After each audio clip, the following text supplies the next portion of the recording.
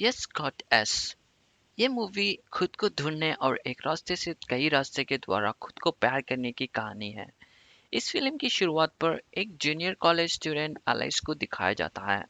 इसको कोई sex experience नहीं होता है और सेक्स करने के लिए बहुत ही क्यूरियस से रहती है, क्योंकि ये जो कॉलेज में पढ़ती है वो एक कैथोलिक कम्युनिटी से बिलोंग करती है और वहाँ पर बहुत ही स्ट्रिक्ट रूल्स होते हैं। छोटे कपड़े भी पहनना मना होता है और तो यहाँ मास्टरबेट करना और बिना शादी से पहले सेक्स करना पाप माना जाता है। एलेक्स को बहुत ही मन होता है सेक्स या मास्टरबेट करने में, बट उसके रिलीजियस की वजह से वहाँ वो चुपचाप रह जाती है।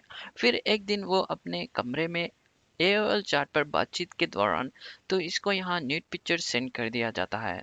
तो यहाँ ये देखकर ये अत्यंत आत्मिक खुशी का अनुभव करती है, यानी कि ये मास्टरबेट करना चालू कर देती है।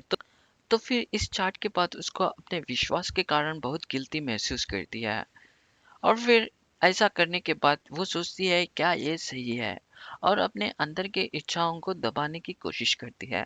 और फिर यहाँ कॉलेज में रूमर आता है कि एलिस वेड के साथ सेक्स किया है। तो यहाँ रूमर फादर मर्फी तक पहुंच जाती है। तो यहाँ फादर मर्फी उसको 20 दिन प्रे करने के लिए कहता है और जीसस से माफी मांगने के लिए कहता है। और फिर कुछ हफ्तों के बाद यहाँ एलिस की दोस्त लारा और कुछ कॉलेज स्टूडेंट्स एक रिलीजियस कम्युनिटी से अपने रिलीजन को और मजबूत बनाने के लिए एक टूर पर जाते हैं। और फिर यहाँ कॉलेज स्टूडेंट्स को ग्रुप्स बना दिया जाता है और ग्रुप में एक लीडर को रखा दिया जाता है और यहाँ क्रिस एलिस का ग्रुप लीडर होता है। और फिर यहाँ नैना जो हर कोई स्टूडेंट्स के पास जाकर अपने सारे चीज़ें यानी कि सेल फोन्स इलेक्ट्रॉनिक चीज़ें ले लेती है। तो यहाँ पर एलिस के रूम पर आती है और उसको उसके सारे चीज़ें देने के लिए कहती है। तो यहाँ एलिस उसका फ़ोन छिपा लेती है और फिर एक रात वहाँ एलिस बोर हो जाती है। तो यहाँ उसके फ़ोन पर स्नेक्स गेम का खेल रही होती है। तो इतने में उसका सेल फोन वहाँ पर गिर जाता है, समझ रहे हो ना? वहाँ पर गिर जाता है तो फिर वहाँ वाइब्रेट होने लगता है। तो यहाँ एलिस उस सेल फोन के वाइब्रेट फीचर से अपने आप को प्लेजर करने का आविष्कार करती है। और फिर यहाँ उसके दूसरे दिन स्टूडेंट्स और ग्रुप लीडर्स के साथ मिलकर वॉक पर जाते हैं और यहाँ एलिस इंजरी होने का नाटक करती है। तो यहाँ क्रिस उसको उठा लेता है, तो ये उसको बहुत अच्छा लगता है। और फिर रात को यहाँ नैना फिगर आउट करती है कि एलिस के पास सेल फोन है, तो इसके कारण वहाँ फादर मर्फी उसको क्लीनिंग जॉब का पनिशमेंट देता है। और एक दिन वो क्लीन करते समय वहाँ फादर मर्फी के रूम पर कंप्यूटर देखती है।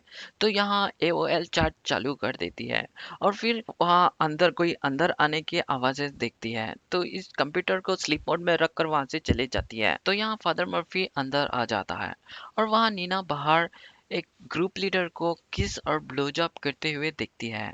तो यहाँ वो वाइपर की स्टिक से वो अपने आप को प्लेजर करना चालू कर देती है और वहाँ क्लीन करते समय वहाँ वेड बहुत ही बदतमीजी से बिहेव करता है और अनफॉर्चुनेटली वेड का बैंड वहाँ पर गिर जाता है।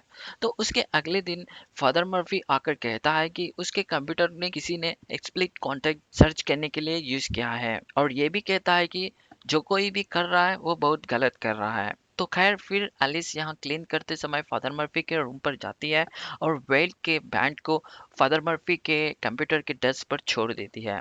और इतने में फादर मर्फी आ रहा होता है तो वहां पर जाकर छिप जाती है। तो वहां पर देखती है कि फादर मर्फी अपने अडल्ट वीडियोस जो उसके कंप्यूटर में सेव हुए होते हैं उसको निकाल कर देखकर मास्टरबेट करना चालू कर देता है। तो फाइनली एलिस कंक्लूजन में आ जाती है कि हर कोई अपनी बुराई छुपाता रहता है। तो फिर वहाँ वापस घर जाते हैं।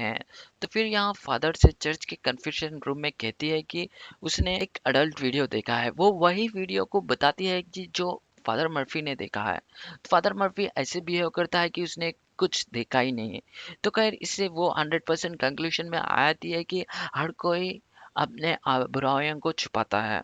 और यहाँ फादर मर्फी उसको 100 दिन प्रेयर्स करने की और माफी मांगने की एडवाइस देता है। तो खैर यहाँ एलिस घर जाती है और फिर यहाँ टाइटैनिक टेप को चालू कर देती है और टाइटैनिक के न्यूड सीन्स और सेक्स सीन्स को देखकर यहाँ मास्टरबेट करना चालू कर देती है। तो गाइस, मास्टरबेट करना नॉर्मल है और यह तो सब करते हैं, बट कोई भी स्वीकार नहीं करते हैं। तो गाइस, आप मास्टरबेट करते हो तो कमेंट बॉक्स पर जरूर लिखकर बताना। तो फिर मुलाकात होगी नेक्स्ट वीडियो पर। तो धन्यवाद।